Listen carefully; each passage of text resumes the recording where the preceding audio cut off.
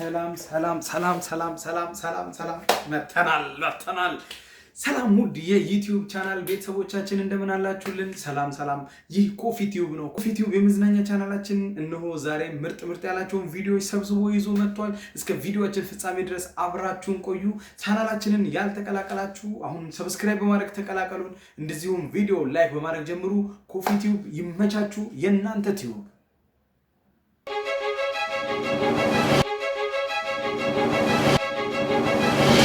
Coffee Tube.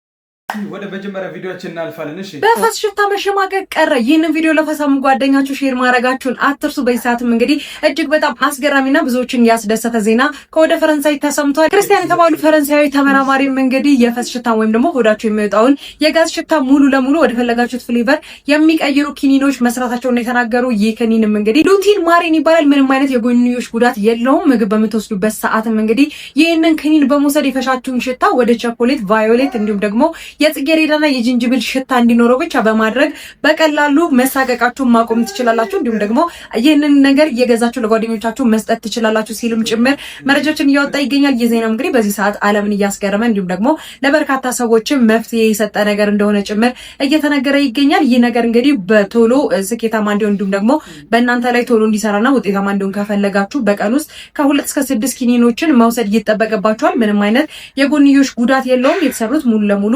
ከተፈጥሯዊ ግብአቶች ብቻ ነው ሲልም እንግዲህ ተመራማሪው ክርስቲያን አሳውቋል ማለት ነው። ይህ ቪዲዮ ለሚያስፈልጉ ጓደኛችሁ መላካችሁን አትርሱ።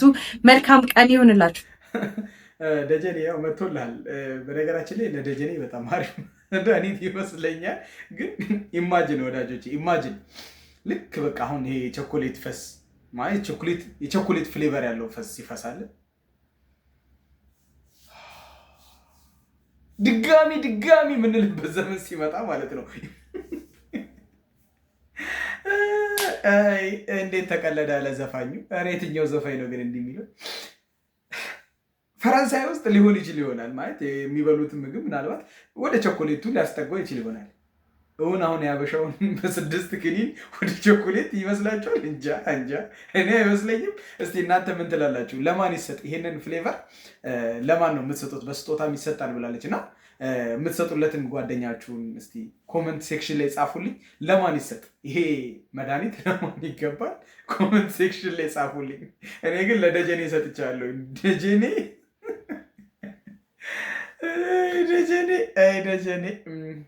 እሺ what aujourd'hui aussi c'est un autre jour. La ilaha elle est moins parapluie. ጀትሊ ይሄማ የማያቅተኝ የሆነ ቴኳንዶ መሰልጠን አያስፈልገኝም። ይሄንን እንዴ ጭራሽ ሰማያዊ ቤልት ነው ያደረገችው። ምናልባት ቤልት መሸጥ መጀመሩን መረጃው አልነበረኝም። አሁን ግን ደርሶኛል። ግን እውነት ለመናገር ሁላችንም ውስጥ ያለ አንድ ነገር አለ። ቀንዲ ብድግ ስንል 4 ቁጥር ይሄ ፓራናዊ ምናምን ስንነሳ ውስጣችን እኮ ተነስቷል።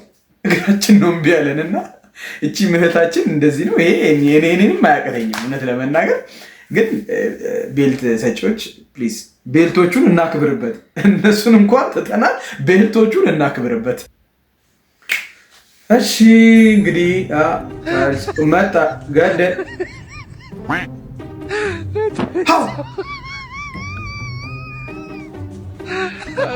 መስታወት ሃው ወራካሎ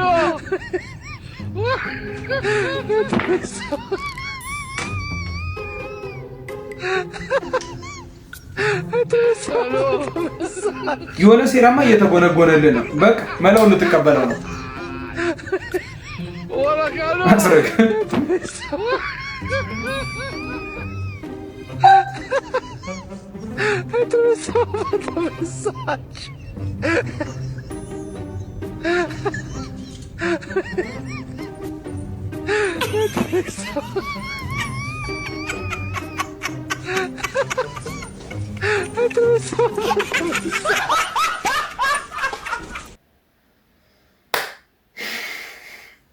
እኔ መጀመሪያ የሀበሻ ሚስት ስላልሆነች ነው እያልኩ ነበር ስከታተል የነበረው። ግን አይዞን ወንድሜ። ይሄ ሁላ እንክብካቤ ከኋላው ምን አይነት ሴራ እንዳስከተለ አየህ። መኪናውን አጋጭታበት ወይኔ አባቴ ወይኔ መጠርጠር የነበረበት መጀመሪያ ላይ ነው። ሀው ካልሲውን እንዲህ ጥሎ ሚስቱ አንስታ ግንባሩን ስማ አስተካክላ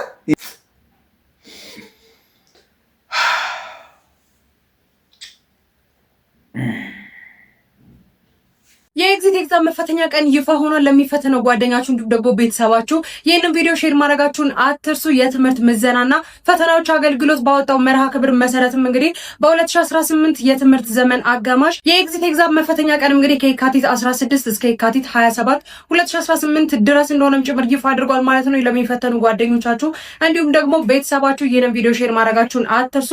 የካቲት 16 ጀምሮ እስከ የካቲት 27 ድረስ የኤግዚት ኤግዛም ፈተና የሚሰጥበት ቀን መሆኑንም ጭምር መዘጋት እንደሌለባቸው አስታውሳችሁ። በሌሎች አዳዲስ መረጃዎች በድጋሚ መልሳለሁ። የፕላስ ምልክቷን መጫናችሁን አትርሱ። መልካም ቀን ይሆንላችሁ። ያው ከቅርብ ዓመታት ወደዚህ ተማሪዎች የዩኒቨርሲቲ ቆይታቸውን ሲያጠናቅቁ ኤግዚት ኤግዛም ተፈትነው እንደሚወጡ የታወቀ ነው። አሁንም የዚህ የ2018 ዓ.ም በተባለው ቀን ፈተናው ይካሄዳል። ስለዚህ ቅድሚያ አሁን መረጃውን ሰምቶ እያጠኑ መቆየት ያስፈልጋል። ቅድሚያ መረጃውን ሰምቶ እንዲዘጋጁበት ለሁሉም ሰዎች እንዲደርስ ነው ይህንን ቪዲዮ ያመጣሁት። ስለዚህ እናንተም ይህንን ቪዲዮ ሼር በማድረግ በርካቶች ጋር እንዲደርስና መረጃውን ዘግይቶ ሰምቶ ከመጣደፍ እንታደጋቸው እንላለን። ቪዲዮውን ሼር እንድታደርጉት እንላለን። ከድሬዳዋ ማረሰው ከካምፓሱ ማለት ነው ከግቢ በጣም ብቻ የሚያምር ጊዜ ነው። ግን እኛ ስንገባ እንዳልኩ አዲስ ቢልዲንግ ነው የገባ ነው። እሺ አንድ ነገር ብቻ የሚሳረጉ የካምፓሱ ሰዎች ማለት ነው አስተዳደሩ ሸኖ ቤት አዲስ ፎቅ ላይ ገብተናል። ሸኖ ቤት የለውም። እሺ ሸኖ ቤቱ ተቆልፏል። ለምን? ቢልዲንግ ላይ ውሃ አልገባለትም። ስለዚህ ሁለት ነገር ተፈጠረ። ኦፕሽን 1 እና 2 አለ። የመጀመሪያው ኦፕሽን የድሮ እነዛ ሐረማሽ ተተውቴድ ሸኖ ቤት አለ። የፈራረሰ ቆርቆሮ ነው። ልክ ቁጭ ስትል ሁሉም ያያል እና ኬፍ እየተባባክ ነው ዘበላለን ምሳሰሽ እንዲ እግዚአብሔር ልክ እንደዚህ ወደስ ከገባ ወደ ውስጥ ወደ ሙሉ ሽንት ቤቱን ቁጭ ካልክ ቁጭ ስትል ወደድክም ጠላም ታለቅሳለህ። አሲዱ እንደዚህ እንቦለቦልላል። አይንን ነው የሚጠብስ እና ምታበት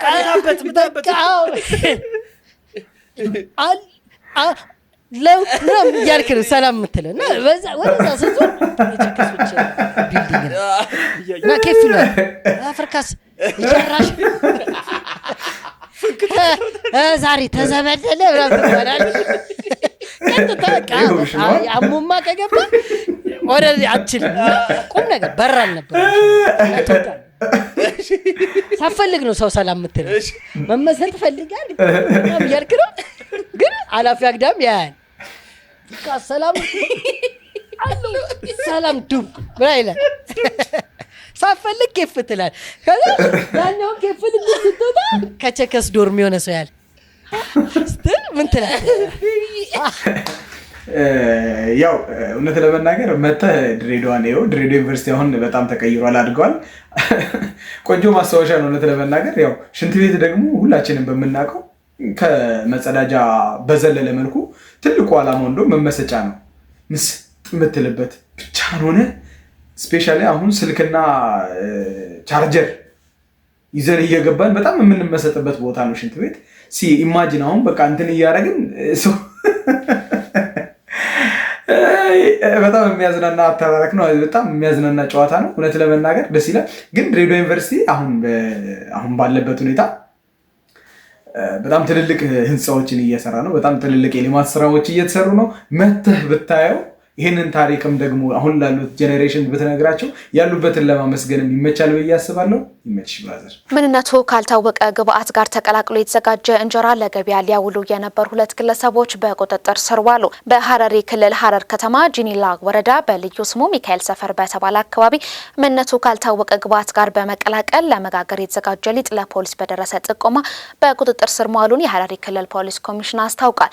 በሐረሪ ክልል ፖሊስ ኮሚሽን የወንጀል ምርመራ ምክትል ዳይሬክተር ዳይሬክተር ኮማንደር አብዲ ቶፊቅ ለብስራት ሬዲዮ እንደገለጹት ከማህበረሰቡ ለፖሊስ በደረሰው ጥቆማ መሰረት ከሚመለከታቸው አካላት ጋር በጋራ በመሆን ወደ ቦታው በማምራት ለመጋገድ የተዘጋጁ ቤቶች እጅ ከፍንጅ መያዝ መቻሉን ኃላፊው ገልጸዋል። ምንነቱ ያልታወቀ ባዕድ ጋር የተቀላቀለ በቁጥጥር ስር የዋለው የእንጀራ ሊጥ ናሙና ምርመራ ወደ ኢትዮጵያ ምግብና መድኃኒት ቁጥጥር ባለስልጣን ተልኳል። የእንጀራ ሊጡ በሚዘጋጅበት ቦታ ንጽህና የጎደለውና ለጤና አደገኛ በሆነ ቦታ በመሆኑ ፖሊስ ከህብረተሰቡ ባገኘው ጥቆማ ወዲያውኑ በቁጥጥር ስር መዋሉ ተገልጿል። ማህበረሰቡ ለፖሊስ የሰጠው ጥቆማ ምስጋና አቅርቦ ድርጊቱን በፈጸሙ 2 ግለሰቦች ላይ ተጨማሪ የምርመራ ስራ እየተሰራ መሆኑን ኮማንደር አብዲ ቶፊቅ ጨምረው ለብስራት ሬዲዮ መናገራቸውን የምህረት ታደሰ መረጃ ያመለክታል። የእውነት በጣም ነውር ነው በሚበላ ነገር ላይ እንደዚህ አይነት ነገር ስፔሻሊ ደግሞ የአምኖ እንጀራ ለሚገዛ ሰው በጣም አስቀያሚ ነገር ነው ለመናገር። ጭራሽ ደግሞ የዚህኛውን የሚያስከፋው ነገር ደግሞ ምንድነው ሌሎቹ ጀሶ ምናምን ነበር። ይሄ ምንነቱ ያልታወቀ ነገር ነው። ምንነቱ ያልታወቀ በሽታ ቢይዘን ይፈረድብናል። ሆስፒታል ሄደን ይሸቀሽቀኛል፣ ይቆጨቆጨኛል፣ ይፈጨፈጨኛል ብለን ብንናገር ይፈረድብናል። ታዲያ ከየት የመጣ ባዕድ ነገር በነገራችን ላይ ከዚህ ቀደም እንደዚህ አይነት ዜና ወደ ምስራቁ ላይ ብዙም አይሰማም ነበር። መሀል ሀገር አካባቢ ላይ ነው ብዙ ጊዜ እንደዚህ አይነት ነገሮች የሚሰሙት። ሰው ከተለያየ ቦታ ስለሚሰባሰብ ከተለያየ አካባቢ ስለሚመጣ የመተዛዘን መጠኑ ትንሽ የላላ ነው። እንደዚህ ግን አንድ ክልል ላይ ንስ ያለች ከተማ ላይ ሰው በዚህ ልክ መተሳሰብ ካልቻለ በጣም ከባድ ነው የሚሆነው። ፈጣሪ ይጠብቅ ነው የሚባለው እንጂ እውነት ለመናገር ዘንድሮ ኑሮን ለማሸነፍ ሰው ያልሆነ ነገር ያበላሃል።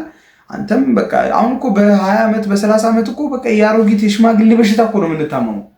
የምንበላው ነገር ነው። ስለዚህ ፕሊዝ በቃ ሻጮችን ብትሆኑ በዚህ የምታተርፉት ገንዘብ እውነት ለመናገር ህይወት አይሆናችሁም፣ ገንዘብም አይሆናችሁም። ስለዚህ እየተሳሰብን እየተቀራረብን ሙሉ ለሙሉ እኮ የጤፍ እንብላ ብለን እኛም አልተንደላቀቅንም፣ ግን ትንሽ እየተቀራረብን ቤተሰብ ቪዲዮን አይታችሁ ጨረሳችኋል። እስከዚህ ሰዓት አብራችሁ ስለነበራችሁ ቪዲዮንም አይታችሁ ስለጨረሳችሁት ከልብ አመሰግናለሁ። እንደዚህ አይነት ኢንተርቴን የሚያደርጉ ቪዲዮዎች ወደ እናንተ እንዲደርሱ ቻናላችንን ሰብስክራይብ ማድረጋችሁ አትዘንጉ። ኮፊ ቲዩብ የእናንተ ቲዩብ